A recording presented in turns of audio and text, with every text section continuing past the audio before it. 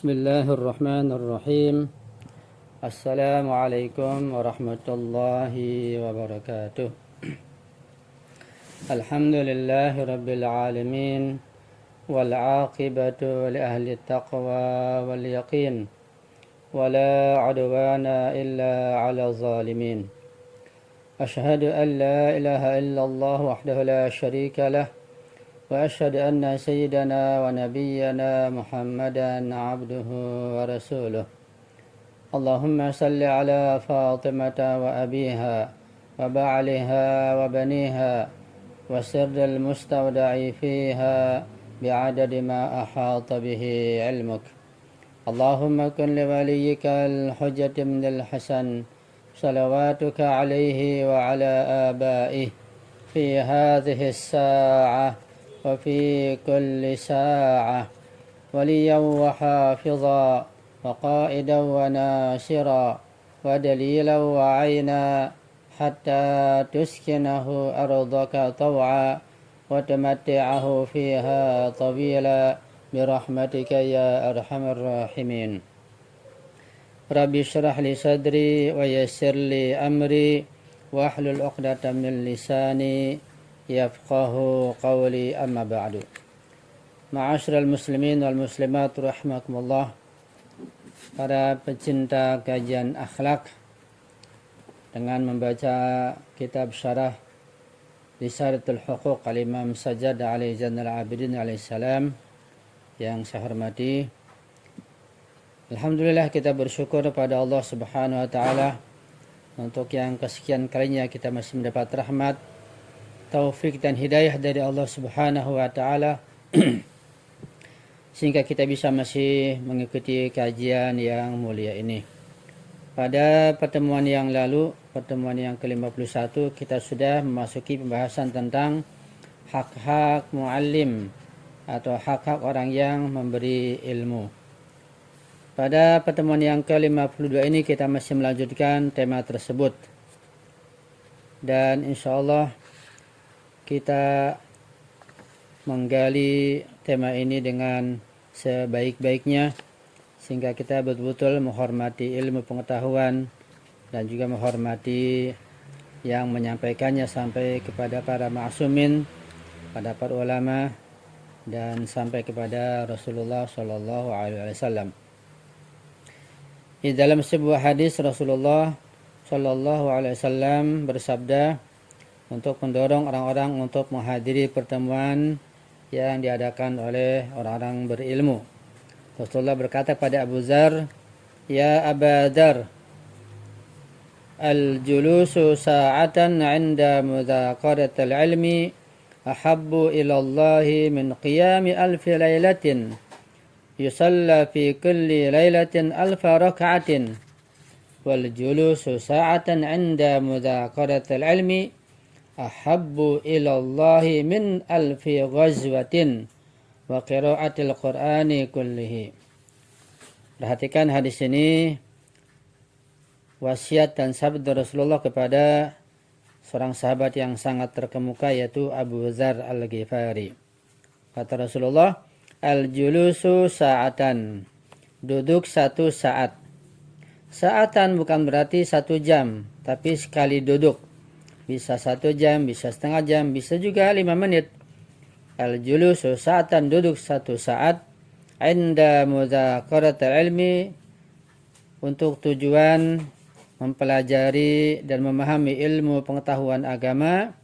Ahabbu ilallahi, itu lebih Allah cintai, min qiyami alfi lailatin, daripada qiyam, yaitu menjalankan sholat, zikir, doa, daripada salat sebanyak 1000 rakaat.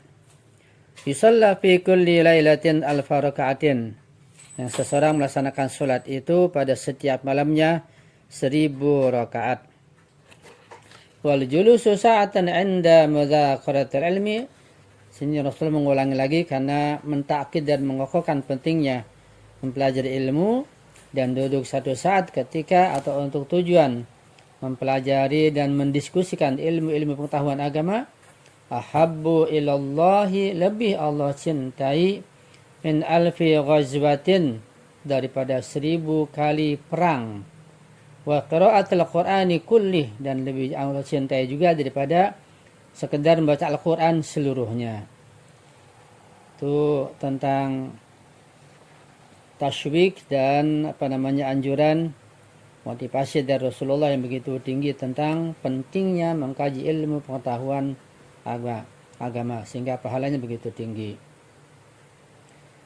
Di lain tempat Rasulullah bersabda dalam sebuah hadisnya, "Ma min mu'minin yaq'udu sa'atan 'indal 'alimi illa nadahu rabbuhu 'azza wa jalla. Jalasta ila habibi wa 'izzati wa jalali la uskinannakal jannata ma'ahu wa la ubali." Artinya, ma min mu'minin, tidak seorang mukmin pun, artinya setiap orang mukmin, yaq'udu sa'atan, yang hanya duduk satu saat, indal alimi, di sisi orang yang alim betul-betul alim, yang mengamalkan ilmunya, yang berakhlak, illa nadahu rabbuhu, Allah akan memanggil, Tuhannya akan memanggilnya, azza wa jalla. Kata Allah dalam hadis qudsi, jalasta ila habibi, engkau duduk di samping kekasihku, wa izzati wa jalali, demi kemuliaan dan kehormatan serta keagunganku, la uskinannaka jannata ma'au, pasti aku akan menempati engkau, wahai pelajar ilmu, di surga bersama orang alim tersebut, wala ubali, dan aku tidak peduli. Ungkapan wala ubali ini untuk mentakkid dan mengukuhkan betapa orang yang belajar ilmu pengetahuan begitu Allah cintai dan dijamin masuk surga ketika untuk tujuan mengamalkan ilmu yang akan dipelajari tersebut tentunya. Kita melihat bahwa Nabi Muhammad SAW menyatakan bahwa orang yang sibuk mengajar ilmu pengetahuan agama dicintai oleh Allah Subhanahu wa taala dan dianggap sahabat Allah. Dia dan murid-muridnya, tentu makna sahabat bukan makna sahabat seperti yang kita pahami ya. Makna sahabat mana artinya Allah betul-betul memperhatikannya, mengagungkannya. Dia dan murid-muridnya yang menghadiri kuliahnya diberi janji masuk surga. Kami harus menambahkan bahwa pahala ini hanya dimaksudkan bagi guru dan murid yang memiliki niat murni dan bekerja demi Allah Subhanahu wa taala. Itulah keagungan tentang menuntut ilmu agama di sisi Allah Subhanahu wa taala. Imam Muhammad Al-Jawad alaihissalam pernah berkata, "Man asgo ila natiqin faqad abadahu, fa in kana an-natiqu 'anillahi faqad abadallaha, wa in kana an-natiqu yantiqu 'an lisani iblis faqad abada iblis." Artinya, apabila seseorang itu mendengarkan seseorang yang lain seakan-akan ia menyembahnya, ya karena ingin mentaatinya, mendengar untuk mentaatinya seperti seakan-akan menyembahnya. Jika pembicara itu dari Allah Subhanahu wa taala sumbernya dan mengajarkan hal-hal ilahiyah yang dari Allah Subhanahu wa taala, maka pendengar telah menyembah Allah Subhanahu wa taala. Tetapi jika pembicara itu berbicara melalui lisan setan dan mengatakan hal-hal yang jahat yang bersumber dari pengetahuan setan, maka dia telah menyembah setan. Itu pentingnya mengetahui dan memiliki sumber ilmu pengetahuan. Dalam hadis ini, peran berbicara dan kemungkinan pengaruhnya ditekankan hingga titik ekstrim untuk menjadi ilahiyah atau menjadi syaitaniyah. Jika pendengar menganggap ucapan gurunya berharga, bernilai ilahiyah, maka ucapan itu bisa sangat efektif pada dirinya, akan banyak pada kebahagiaan lahir batin dunia dan akhirat tentunya. Kemudian kita akan baca di sini nasihat Imam alaihissalam kepada Malik Ashtar yang berkaitan dengan masalah mempelajari ilmu pengetahuan, mudzakarah atau mudarasah. Imam alaihissalam menganjurkan agar bergaul dengan orang-orang yang berilmu, menganjurkan Malik Ashtar. Kata beliau, Aksir mudarasatal ulama'i wa munaqashatal hukama fi tathbiti ma saluha alaihi amru biladika wa iqamati mastaqama bihin nasu qablaka. Artinya, wahai Malik, pilihlah untuk sering bergaul dengan orang-orang berilmu, orang-orang yang alim, dan berbicara dengan orang-orang yang bijaksana. Kata beliau selanjutnya, gunakanlah pandangan mereka untuk memperbaiki segala urusan negara dan membangun apa yang telah dibangun oleh rakyat sebelumnya. Malik Ashtar sebagai gubernur yang diangkat Imam alaihissalam sebagai pejabat pemerintah di masa itu, dianjurkan oleh Imam Ali agar mendekati para ulama. Ini juga anjuran pada para pejabat negara agar jangan menjauhi ulama. Karena ulama akan dapat memperbaiki apa yang perlu diperbaiki, akan meluruskan apa yang tidak lurus. Dengan ulama insya Allah keberkahan akan turun dari Allah Subhanahu wa taala dan kesejahteraan rakyat, keadilan sosial bisa akan diratakan. Ketika ada kerjasama antara umara, para pejabat pemerintah dengan para ulama, itu pentingnya adanya kerjasama. Apalagi kalau para pejabatnya adalah ulama itu sendiri. Ya, kita saksikan bahwa negara Republik Islam Iran yang dipimpin pucuk pimpinan adalah wali faqih, presidennya adalah sekarang ini seorang ulama besar, seorang mujtahid dan mendalam ilmunya. Itu akan meluruskan dan memudahkan rakyat mencapai kesejahteraan dan keadilan sosial. Itu sangat penting. Jadi kalau pejabat bukan ulama, dianjurkan untuk mendekati ulama agar bisa diluruskan ketika terjadi kesalahan dan penyimpangan. Ma'asyiral muslimin wal muslimat rahimakumullah. Berikutnya berkaitan dengan masalah berkumpul dengan para ulama, mendekati ulama, duduk bersama mereka. Imam Ali bin Abi Thalib, imam kita alaihissalam, sudah memberikan pengarahan dan anjuran kepada Gubernur Malik Ashtar atau wazirnya agar senantiasa mendekati para ulama. Dan kalau kita melihat memang peranan muallim, peranan guru, peranan ulama sangat besar untuk kemajuan bangsa, kemajuan sebuah negara. Karena itu Imam Ali mengatakan pada Malik Ashtar, aksir mudarasatal ulama wa munaqashatal hukama fi tathbiti ma salaha alaihi amru biladika wa iqamati mastaqama bihin nasu qablaka. Wahai Malik Ashtar, pilihlah untuk sering bergaul dengan orang-orang yang berilmu dan berbicara dengan orang-orang yang bijaksana. Gunakanlah pandangan mereka untuk memperbaiki segala urusan negara dan untuk membangun apa yang telah dibangun oleh rakyat sebelumnya.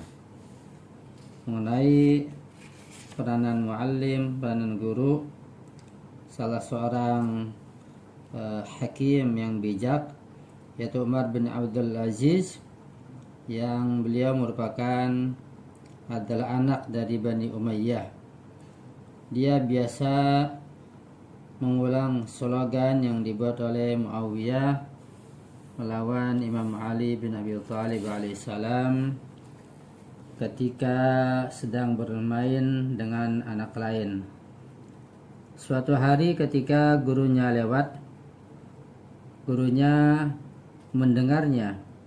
Kemudian di kelas ketika sang guru sedang mengajar, dia memandang Umar dengan galak.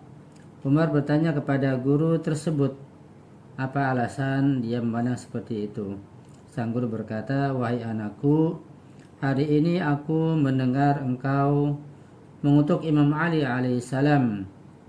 Sejak kapan engkau menjadi yakin bahwa Ali alaihissalam layak untuk dikutuk? Kemudian Umar berjanji kepada gurunya untuk berhenti melakukan hal itu.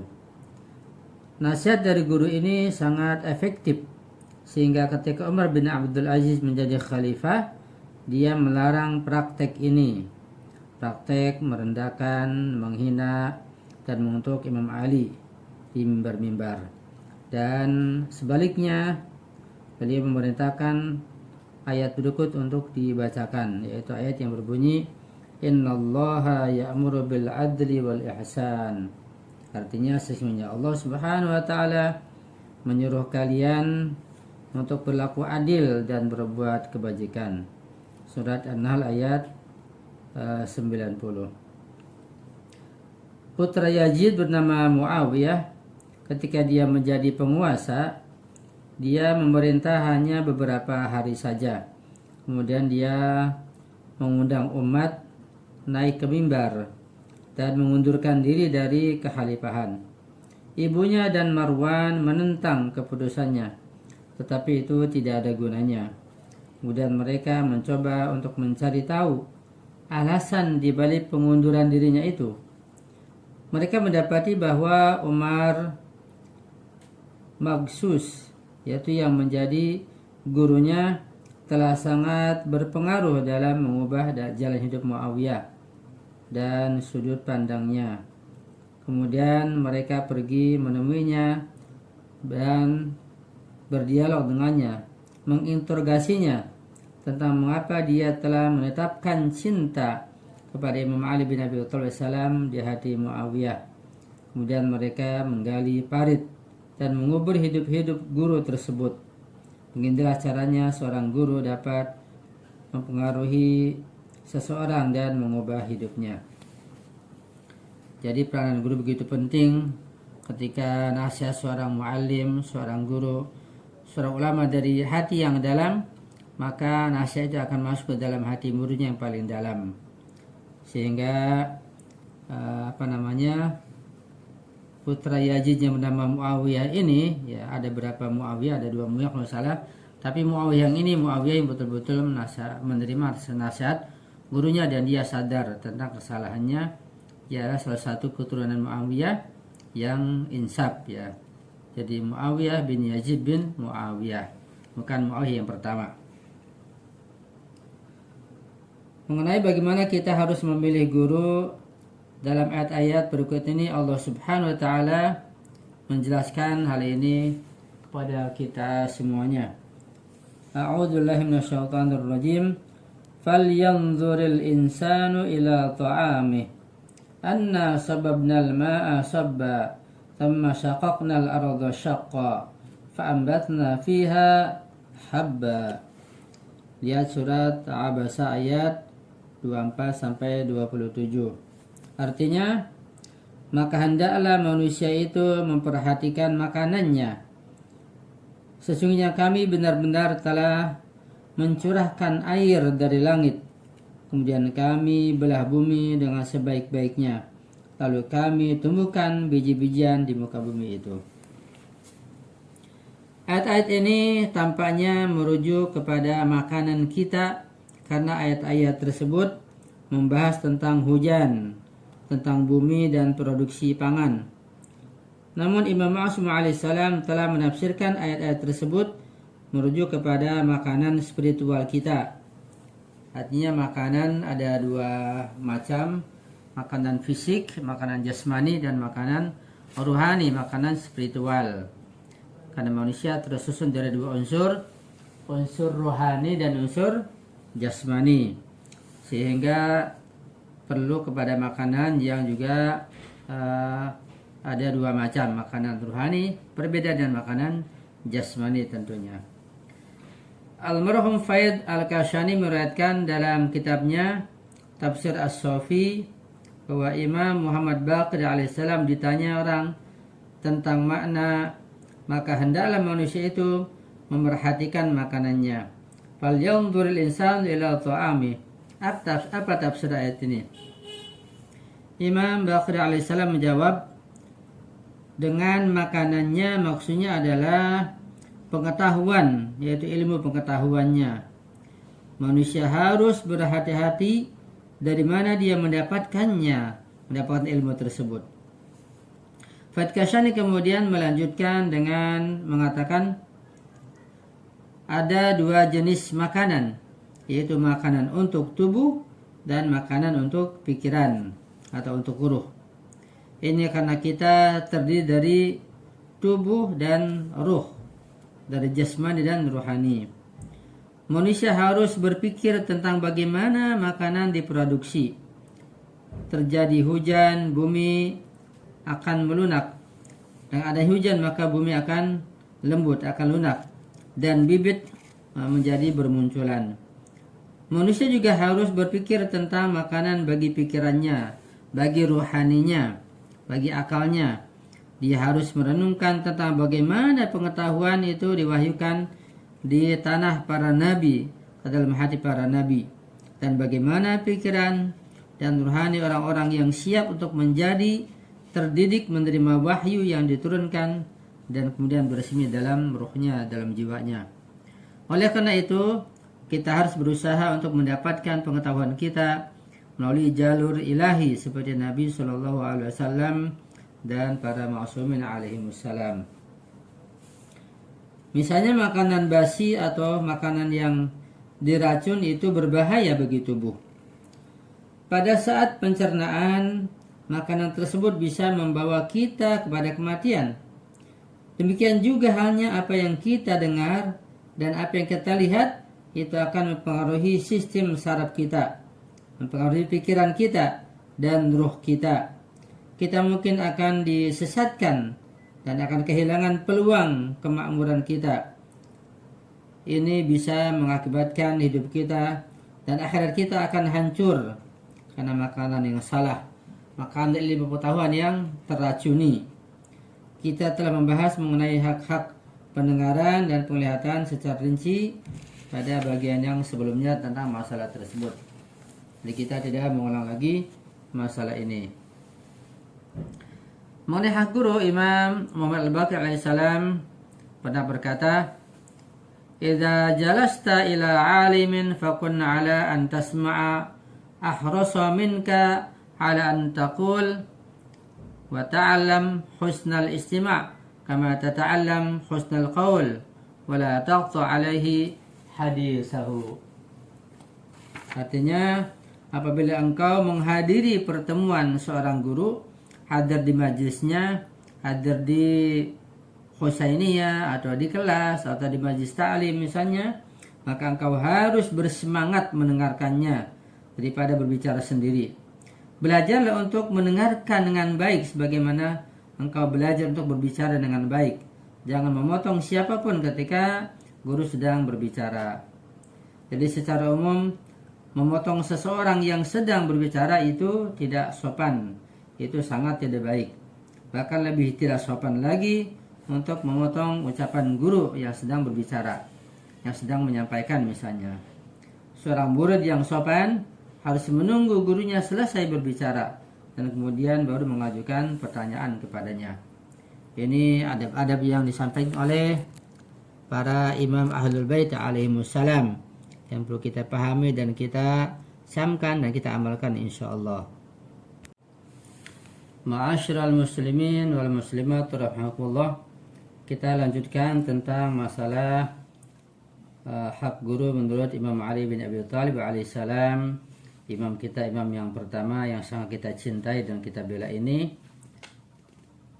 Ya, dari Imam Ja'far As-Shadiq alaihissalam, beliau menukil dari kakeknya Imam Ali bin Abi Thalib alaihissalam berkata, "Inna min haqqil alimi alla tukthira alaihi su'ala wa la ta'khudha bi thawbihi wa idza dakhalta alaihi wa 'indahu qaumun fasallim alaihim jami'an wa khussahu bit tahiyyati dunahum wajlis baina yadayhi wa la tajlis khalfahu wa la taghmiz bi 'ainika wa la tushir bi yadika ولا تكثر من قولي قال فلان وقال فلان خلافا لقوله ولا تضجر بطول صحبته فإنما مثل العالم مثل النخلة تنتظرها حتى يسقط عليك minha syai'un. Artinya bahwa hak-hak seorang alim, seorang mu'alim atau seorang yang berilmu itu, seorang guru adalah sebagai berikut. Kalau kita urut adalah sebagai berikut. Yang pertama adalah Allah tuqsir alaihi su'ala. Kamu tidak boleh bertanya atau menanyakan kepadanya terlalu banyak pertanyaan. Artinya bertanya yang berlebihan itu juga tidak baik dan termasuk yang tidak sopan di hadapan guru. Bertanya seukuran yang sewajarnya atau secukupnya, tidak berlebihan. Yang kedua, wala ta'khudha bi thawbihi. Dan engkau tidak boleh menarik jubahnya. Ini karena sebagian orang Arab jahiliyah itu atau adat orang Arab suka menarik sorban, menarik jubah seorang. Hatta Nabi pun pernah ditarik jubahnya. Itu hal yang sangat tidak sopan. Yang ketiga, wa idza dakhalta alaihi wa 'indahu qaumun fasallim 'alaihim jami'an wa khussahu bi tahiyyati dunahum. Apabila engkau pergi menemui gurumu dan ada beberapa orang yang di sana bersama beliau, maka sapalah mereka semua dan berikan salam spesial hanya kepada gurumu itu. Jadi untuk membedakan antara guru dan yang lainnya, maka ucapan salam khusus pada seorang guru yang sedang kumpul dengan yang lainnya. Ya, tapi semua disalami atau mengucapkan salam untuknya. Untuk guru harus dikhususkan begitu. Itu yang ketiga. Wajlis baina yadayhi wa la tajlis khalfahu. Ya, di sini perintahnya adalah duduklah di hadapannya dan jangan duduk di belakangnya. Ya. Ketika ada kesempatan atau diperlihatkan dulu di depannya, maka duduk di hadapannya, jangan di belakangnya. Mungkin pada kondisi tertentu, mungkin tempat sudah nggak ada lagi, itu lain. Tapi kalau ketika masih ada tempat untuk duduk sehingga nampak bagian depan guru itu berada di hadapannya, maka harus duduk di hadapannya, jangan di belakangnya. Wala taghmiz ba'inika. Kata Imam Malik juga berikutnya, janganlah engkau mengedipkan mata, ya. Wala tusyir biyadika. Juga jangan menunjuk dengan jari-jarimu, ya. Jadi menggunakan tangan untuk berisyarat atau menunjuk juga harus berhati-hati, jangan sampai seenaknya sebagaimana kita bicara sama teman ketika bercanda, itu tidak baik. Kemudian yang keenam, janganlah banyak berbicara, ya. Wala tusim min qawli. Jangan banyak ngomong, jangan bicara. Lagi guru sedang berbicara atau sedang menjelaskan, tidak boleh pendengarnya murid-muridnya berbicara. Ya, juga jangan banyak bicara. Atau berdebat dengannya tentang apa yang dikatakan oleh yang lain, bertentangan dengan pandangannya, ya. Jadi khilafan liqaulihi. Tidak boleh menentang ucapannya, jangan menentangnya, jangan membantahnya. Kemudian yang ketujuh, wala tadjur bituli suhbatihi. Ya, jangan marah jika engkau harus menunggu beberapa saat untuk berbicara dengan dia. Ya. Fa innama mathul alimi mathulun nakhlati tantadruha hatta yasqatu 'alaika minha syai'un. Jadi jangan marah, jangan emosi di hadapan guru, ya, untuk menunggu pembicaraannya. Jika engkau harus menunggu beberapa saat untuk berbicara dengan dia, ya harus sabar. Karena kondisinya mirip dengan kondisi pohon palem, yaitu engkau harus menunggu untuk sementara waktu sebelum engkau bisa mendapatkan beberapa kurma, ya. Jadi harus betul-betul sudah waktunya barulah berbicara, harus sabar menunggu. Mungkin uraiannya panjang terkadang seperti itu, atau mengantri untuk bertanya, ya. Selanjutnya kita akan menggambarkan sebuah kasus seorang guru dan murid yang mana keduanya adalah nabi, ya. Kedua-duanya adalah merupakan nabi Allah. Kita akan melihat bagaimana mereka menghormati guru mereka dan bagaimana mereka mengajarkan cara-cara untuk mengajar, bertanya, dan cara belajar kepada setiap orang. Di masalah penghormatan pada guru, Quran juga menjelaskan. Di dalam Al-Quran, surat Al-Kahfi, kita membaca kisah Nabi Musa alaihissalam untuk mengejar seorang guru dan belajar apa yang dia tidak tahu, itu kepada Nabi Khidir. Al-Quran tidak menyebutkan Khidir, tetapi menyebut guru, seorang hamba di antara hamba-hamba kami. Abdun min ibadina. Namun orang yang bijaksana yang berilmu ini telah disebut Khidir dalam banyak hadis. Meskipun Nabi Musa alaihissalam adalah salah satu manusia ya kepada yang berguru pada Nabi Khidir alaihissalam.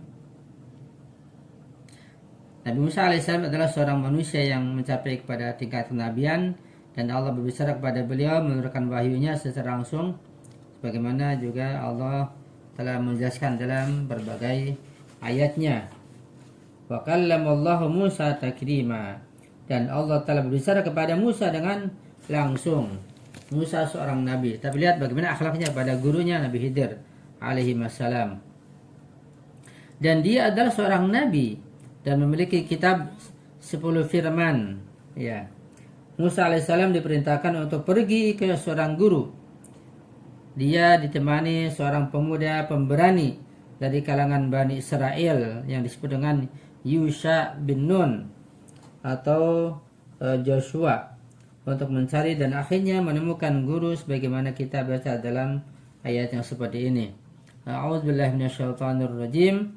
Fawajada 'abdan min 'ibadina atainahu rahmatan min 'indina wa 'allamnahu min ladunna 'ilma. Lalu mereka bertemu dengan seorang hamba, yaitu seorang guru, Nabi Khidir, di antara hamba-hamba kami, yang telah kami berikan kepadanya rahmat dari sisi kami, dan yang telah kami ajarkan kepadanya ilmu dari sisi kami. Surat Al-Kahfi ayat 65. Karakteristik spesial guru besar ini meliputi sampainya dia kepada kedudukan tinggi untuk menjadi hamba Allah Subhanahu wa taala, kemakmuran dalam menerima rahmat Allah Subhanahu wa taala dan ilmu yang diajarkan kepadanya oleh Allah Subhanahu wa taala. Apa yang nyata adalah bahwa murid ini memiliki banyak keuntungan atas gurunya, tetapi dia mengakui bahwa dia tidak tahu segalanya dan menderita kesulitan perjalanan dalam rangka memperoleh manfaat dari ilmu gurunya yang spesial tersebut. Ketika dia bertemu dengan sang guru, maka dengan sopan mengajukan pertanyaan seperti yang kita baca dalam Al-Quran. A'udzubillahi minasyaitonirrajim. Qala lahu Musa, hal attabi'uka ala an tu'allimani mimma 'allimta rusyda? Qala, innaka lan tastati'a ma'iya sabra. Wa kaifa tasbiru ala ma lam tuhad bihi khubra? Qala, satajiduni insyaallahu sabira wa la a'si laka amra. Yang artinya bahwa Musa berkata kepada Nabi Khidir, bolehkah aku mengikutimu supaya engkau mengajarkan kepadaku ilmu yang benar di antara ilmu-ilmu yang telah diajarkan kepadamu oleh Allah? Dia menjawab, Nabi Khidir menjawab, sesungguhnya engkau sekali-kali tidak akan sanggup, tidak akan sabar bersama aku. Dan bagaimana mungkin engkau dapat sabar atas sesuatu yang engkau belum mempunyai pengetahuan yang cukup tentang hal itu? Musa berkata, insya Allah engkau akan mendapati aku sebagai orang yang sabar, dan aku tidak akan menentangmu dalam sesuatu urusan pun. Dari kisah Nabi Musa tersebut kita bisa melihat beberapa anjuran yang sebaiknya diikuti oleh seorang murid sebagai berikut. Yang pertama, Nabi Musa alaihissalam memperkenalkan dirinya sebagai pengikut gurunya dan mengakui pangkatnya lebih rendah daripada gurunya. Ini tawadhu seorang murid pada gurunya, padahal Nabi Musa waktu itu sudah menjadi seorang nabi. Yang kedua, pernyataannya yaitu, bolehkah aku mengikutimu supaya engkau mengajarkan kepadaku ilmu yang benar di antara ilmu-ilmu yang telah diajarkan kepadamu oleh Allah? Ini adalah tanda kerendahan hati Nabi Musa secara mutlak kepada gurunya tersebut. Yang ketiga, dengan mengatakan engkau mengajarkan kepadaku, dia memperkenalkan diri sebagai orang yang relatif tidak tahu apa-apa tidak tahu terhadap gurunya dan sangat menghormati gurunya yang mulia tersebut. Yang keempat, konsep mengikuti, mengajar, dan belajar dengan sabar. Semua diperkenalkan dalam rangka untuk menunjukkan bahwa seorang murid harus mengikuti gurunya, lalu dia bisa mendapatkan keuntungan dan belajar dari gurunya jika dia sabar. Yang kelima, dengan supaya engkau mengajarkan kepadaku ilmu yang benar, kata Musa alaihissalam. Di sini Nabi Musa menunjukkan bahwa dia hanya mencari pengetahuan dan dia tidak mengejar kedudukan yang lebih tinggi dan jabatan.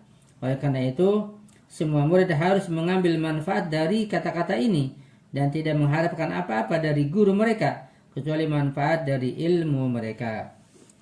Yang keenam, dari ungkapan di antara ilmu-ilmu yang telah diajarkan kepadamu, kita menyadari bahwa Nabi Musa alaihissalam beliau merujuk kepada ilmu ilahi yang Allah telah ajarkan kepada Nabi Khidir alaihissalam. Kita juga mengetahui bahwa posisi menjadi seorang guru adalah kedudukan ilahi dan manusia telah belajar ilmu dari Allah Subhanahu wa taala melalui guru tersebut. Yang ketujuh, Nabi Musa alaihissalam sedang mencari bimbingan dari Nabi Khidir. Dia ingin mendapatkan manfaat dari karunia bimbingannya tersebut. Itulah 7 poin yang kita lihat dari bimbingan Allah lewat surat Al-Kahfi ini, kisah Nabi Musa dengan Nabi Khidir, bagaimana beliau belajar ilmu pengetahuan yang belum diketahuinya. Ya. Nanti kita akan sambung pada kajian yang akan datang insyaallah. Mudah-mudahan kita panjang umur, ada kesempatan kembali untuk melanjutkan kajian ini insyaallah. Dan kita bisa mengambil manfaat yang sebaik-baiknya, kita pahami, kita amalkan dengan seikhlas mungkin karena Allah Subhanahu wa taala. Karena waktu sudah tidak mengizinkan lagi, sampai di sini dulu. Ya, mohon maaf atas segala kesalahan, kekurangan, kehilapan dan kejanggalan. Mohon dikoreksi dan perbaiki dan mohon doa antum selalu. Dan saya akhiri. Hadanallahu wa iyyakum ajma'in. Wal 'afwa minkum. Wassalamualaikum warahmatullahi wabarakatuh.